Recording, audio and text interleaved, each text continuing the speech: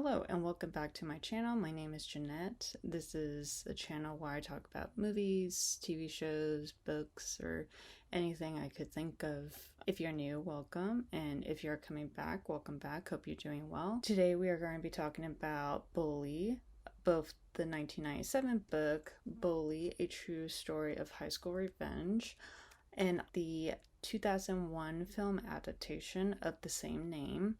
If you haven't at least watched either the movie or heard about the true crime story, I highly suggest to do either one of those before watching this video. But if you don't want to, that's fine. Because this video is going to be talking about a true crime story, it may not be for everyone. So if you don't want to listen to topics that rhyme with burgers or deal with essays or DAs, I wish you a great day. Your discretion is advised. Please know I'm only going to say the first names of the people that are involved, except for the victim, mainly because some of the people that were involved have been released from prison and have lived among us. For courtesy, I'm not going to say their last names. However, please do not go after them or threaten them in any way. Leave them be. Before we get started, please like and subscribe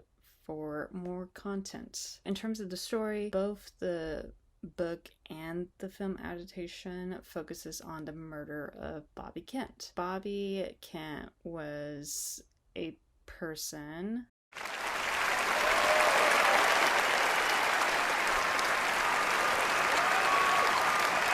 lived in Hollywood, Florida, and was friends with a boy named Marty, who they both knew each other since they were in grade school. And despite their long friendship, their friendship was more abusive, with Bobby bullying Marty. And this could have been due to them using steroids when they were in high school, but it could also be among other things that we are unknown and unsure of. And this caused Marty to drop out of high school and work at deli meat with Bobby while Bobby was going to that high school.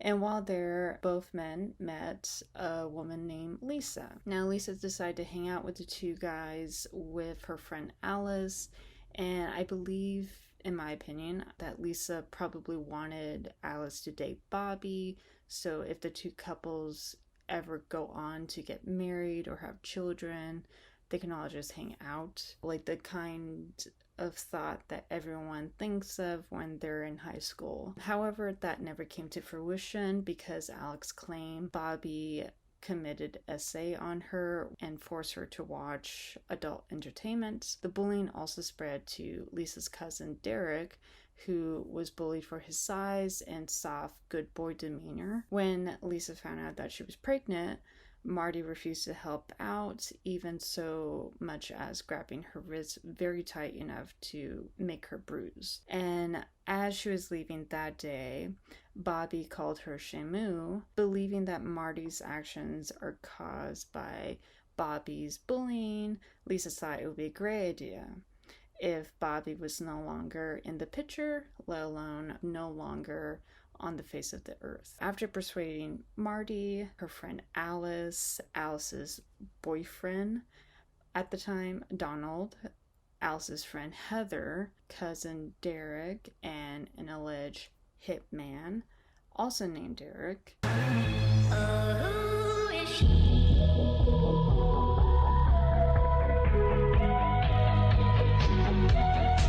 They lure Bobby into a housing development where they basically beat him up to death, among other things. Hours after the murder, the group conjure up what they should be doing. They decide to keep quiet while Marty calls Bobby's house as a way to plan an alibi. I guess in his mind he felt if he calls saying that, hey, just checking in on you, it would show that, he really wasn't with him during the time of his murder. But that didn't go well because Bobby's father picks up the phone while Marty was leaving a voicemail. Though Marty hung up right before Bobby could talk, Bobby's father checks in on Bobby in his room, only to find it in the same state as he left it. His father then calls the police to report his son missing, thus causing Marty to be the prime suspect. Instead of keeping the murder a secret, Lisa ends up telling a fellow friend about the murder, thinking that it's not a big deal. Like a lot of us, the friend turns to the police, who were already on Marty, suspicious of Bobby's disappearance, and though Marty notifies the police that he has no idea where Bobby is, he was acting very weird.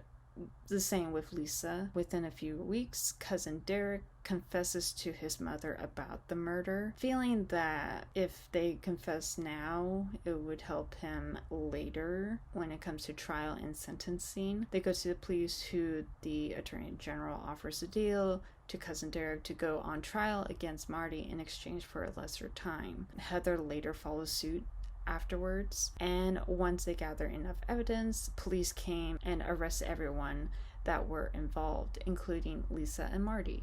Marty ends up being sentenced to death by electrocution because the state of Florida has been pro-death penalty since 1976. However, the Florida Supreme Court ruled that Marty should not be executed due to mitigating factors, causing his sentence to be commuted to life in prison. Don and hitman Derek were sentenced to life in prison because they, along with Marty, did most of the beating and violence against Bobby.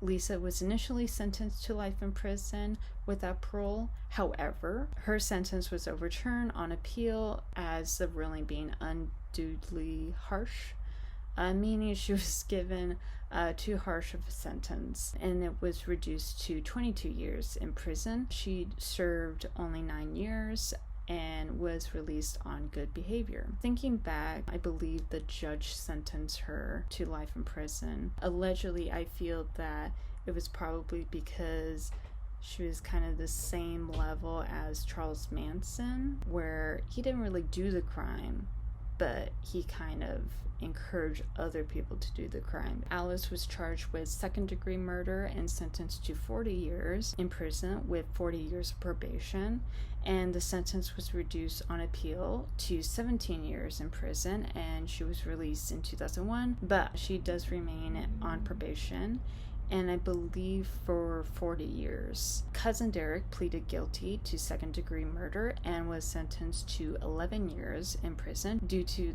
the plea deal with the detectives and, of course, the Attorney General. He was released a few years later. Heather pled guilty to second-degree murder and was sentenced to 7 years in prison, only to be released a few years later. How the true crime story was transferred into the big screen. It started with Jim Schutze, who was a longtime columnist for the Daily Observer, and he had written several true crime novels before stumbling on the murder of Bobby Kent. He spent 3 years writing the novel, interviewing witnesses, the people involved, and the prosecutor and the defense lawyers. He was intrigued by the story because most of the people involved were adults that came from middle-class families, had their cars paid off by their parents, and were not pressured to go to school or get a job. It also went against the typical norm where killers were considered outcasts of society who fell on their heads as children, like Jeffrey Dahmer and Richard Ramirez. When he was selling the rights to the novel, Schutze was originally going to be paid for a large sum of money. However, the book went through 6 different studios, and he noted that the book winded up being with quote-unquote weird guys, with Larry Clark helming as director. Larry Clark is a well-known art photographer whose work Tulsa influenced Martin Scorsese and other filmmakers at the time when they made their films. After the book was adapted, Jim had a hard time getting paid for the film. Though it was an undisclosed amount, Jim admitted to be above 5 figures and didn't get paid until the day of production, when his lawyer sent another lawyer to have Larry wire money or else they would shut down production. And though it seemed low, it's actually a roughly about the same price that authors make when their books are adapted. When asked why they were not paying him accordingly, his lawyer noted that drugs were the reason. And based on the interview with Larry Clark, he mentioned that Bijou Phillips slept with several producers in order to get funding for the film, which is kind of gross. Oh! Ew! Dude! What the? Despite help funding the film, Phillips was offensive to Daniel Franzese, calling him homophobic slurs and fat-shaming him. Daniel noted in 2014 that she was trying to have him admit that he was gay, which at the time was not accepted as it is today. Producers looked the other way since she basically funded the entire film. Also because her father is one of the members of the Mamas and Papas. Luckily, Nick Stahl, Bran Renfro, and Michael Pitts stood up for Daniel, which is good. In terms of the similarities, both the book and the movie showed this abnormal lifestyle these people had. Most of the people involved in this story lived in Hollywood, Florida, which is predominantly middle-class neighborhood during the 90s. So both maintain the accuracy about the true crime story. Both managed to keep the story raw and away from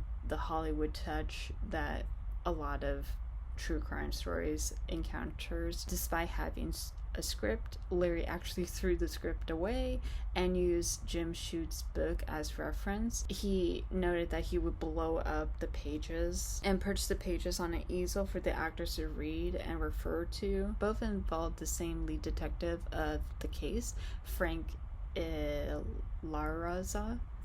I hope I did that correct. Not this time. Frank Ilaraza. Frank gave the movie a sense of realness because this was someone who experienced what happened. And even when being interviewed for the book, you knew that he was way ahead from Marty and the group. He knew the whole schemes and their lies. So in terms of the difference, for the book, it brings personal lives of some of the people involved. For Alice, the book notes that she became an escort at 13. What happened was that she met a guy at a mall who encouraged her that she can make her own money by hanging out with guys. It's kind of like the same situation that some of the victims of Jerry Epstein and Maxine Giselle encountered during their prime. When the police caught her, they tried to use her as a decoy. However, during a sting operation, two of the investigators allowed Alice to have inappropriate activities with someone, and they knew that this was wrong because she is underage, but yet they allow it to happen. Though she gave them the sign to go to arrest the guy, they just didn't, and this caused her to become very paranoid and believe that someone from the cartel will kill her. She also had a daughter with her first husband, which only lasted for a month or so before they were annulled. Despite her situation, her parents allowed her to live at their home in Palm Beach with Alice's mother taking care of her daughter. For Heather, she grew up in a crappy childhood. For one, her abusive grandfather actually killed her grandmother in front of her mother when her mother was 15, and this caused her mother to go through an abusive relationship and become a drug addict. And since Heather and her brother were considered to be baggage, Heather herself became addicted to crack and dropped out of high school. She was going to rehab at the time of the planning and committing of Bobby Kent's murder. Donnie became Alice's new boyfriend around the time she met Heather. He also came from a crappy childhood where his father was MIA from the family, and she lived with a single mother and a younger brother. And though his demeanor was sweet and passive, people believed that he might have some form of undiagnosed learning disabilities, and it's unknown from both the book and the film if he is autistic or dyslexic or in some other way have some form of mental disability. Both Marty and Bobby met an unknown gay guy at the time. One of the stories that the book mentions was that the two met this guy at a gym, and since adult entertainment was pretty popular at the time during the 90s, Marty and Bobby felt it would be a great idea if they could just start a business doing adult films. They decided to have the guy perform certain acts for their movie. However, the final product didn't come to fruition because it was just really bad. It was just one person doing stuff, and also they tried to go around to adult video stores, and even they were like, yeah, no, this is horrible. And when they ordered the man to perform another film, he refuses, causing Bobby to beat him up. And though Marty tries to help the man up, he also punches the guy in the stomach before following Bobby and leaving. Since that incident, the man stopped communicating with the guys, and no one knows the true identity of this man. The book went into more details of the investigation. It talked about how Frank Kent was worried about Bobby and called the police to report him missing. Frank also went to Marty's house to see if Bobby was there and if he knew what was going on that night that Bobby disappeared. This caused Lisa, who was there at the time, to order Frank to leave them alone, causing him to form suspicious of the two. Since Lisa was blabbing about the murder to anyone who was within reach, detectives knew that they were exploring the right direction. And despite Marty lying to police, Cousin Derek confesses to detectives and showed them the exact location of Bobby's body. By then, Bobby's body was damaged with crabs, alligator bites, and maggots. But forensic analysts were able to gather enough evidence to conclude Bobby died the same night he left to hang out with Marty. The book brought up Marty's trial. Since everyone had different levels of involvement, everyone was tried separately. Schutze only brought up Marty's trial because he explained that the rest of the trials had similar defense strategies. Marty's lawyer notes that he suffered by urbanization, meaning that since his life was well off compared to other Floridians, he never understood right from wrong, which is kind of like the affluenza teen excuse that, oh, because I didn't have a horrible childhood or because I wasn't punished, that I didn't know what was right and what was wrong, which does not make sense. And it's funny because the jury did not believe it and found him guilty. Funny enough, when Cousin Derek went to the stand to testify against Marty as part of his plea deal, he lied under oath and argued that Marty didn't have the knife, even though he mentioned in his deposition and also with his interview with the detectives that Marty did have the knife. Prosecutors immediately notify him that not only was he going against what he noted during interrogation by the police, but they noted that he would be charged with perjury if he continues on with the lie. And as a result, he had to backtrack and retell this true story of what really happened. And hearing this, it made me feel like Cousin Derek was not that bright and probably felt the prosecutors would not be able to go back and look at his past interviews with police 3 years prior. But I don't know, because he is the only one going on interviews over the course of 30 years that has like retold the situation over and over and hasn't admit to it. For the film, it focused more on the interactions between the people from the day Lisa and Marty first met each other. The look of the people are slightly different, though Lisa, Derek, Donald, and Heather look very similar to the actors that portrayed them, but not so much as Nick Stahl, who's playing Bobby Kent. And this was the part that I did not agree with in terms of the casting, because not only both are different sizes and different builds, but Bobby Kent is Iranian American. He is at least half Iranian, and Nick Stahl, no offense, is white. And I get it that back then it was fine being able to cast a white actor to play a person of color, or to just whitewash the character in its entirety, but it's like, come on. Stop it.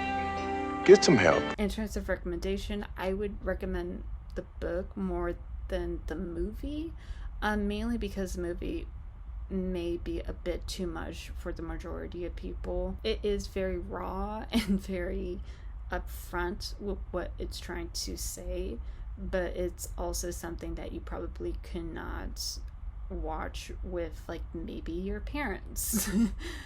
I like the way that they adapted the book. I really felt that Larry Clark knew what he was doing. Based on the interview with Larry Clark, he noted that he loved the book and how Jim Schutze brought up the story and questioned Bobby Kent himself, because for the book it brings up this question: is Bobby Kent the victim, or is he the actual bully?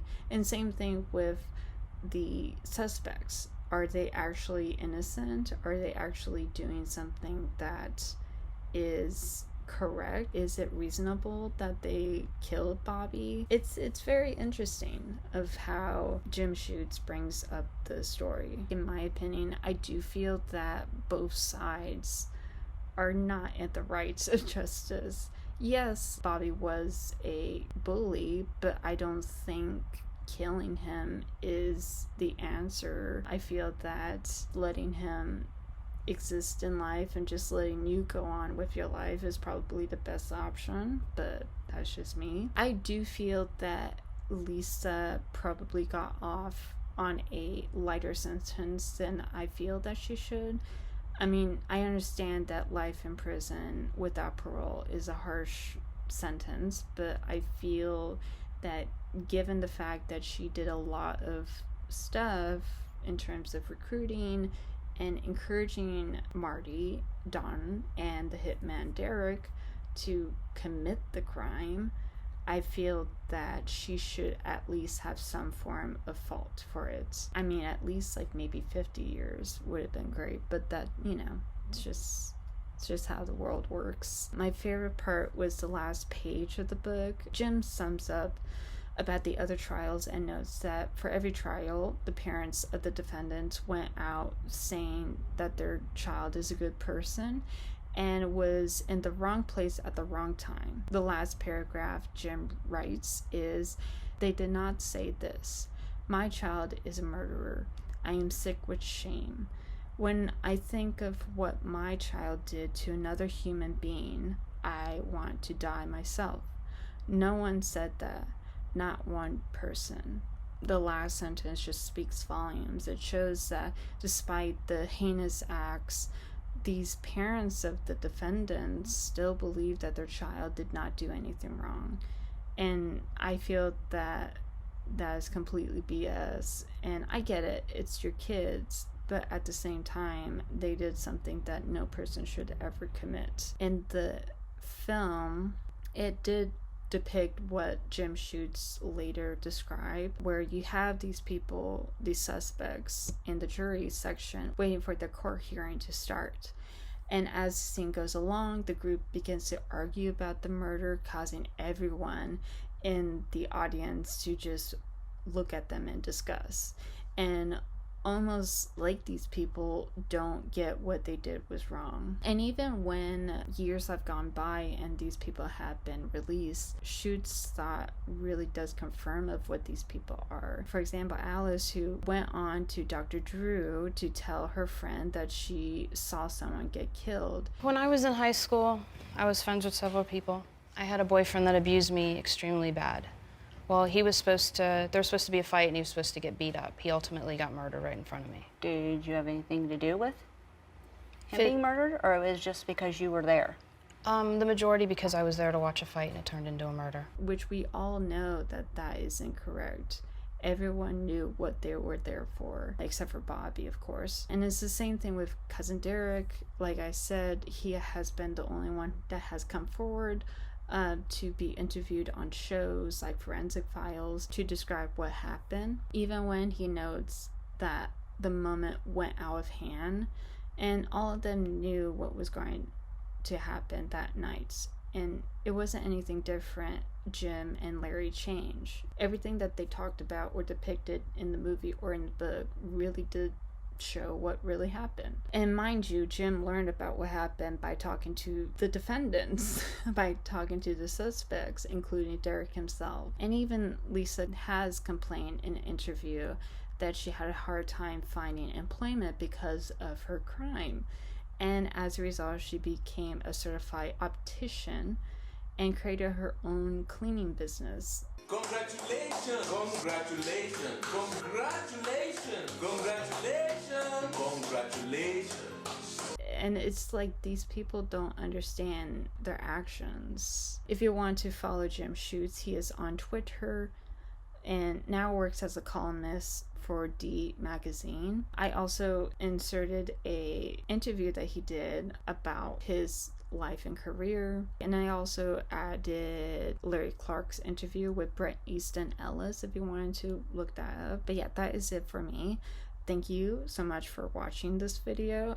If you like this video, hit the like button, subscribe, share it with your friends if they like true crime novels. I'll see you guys. Bye.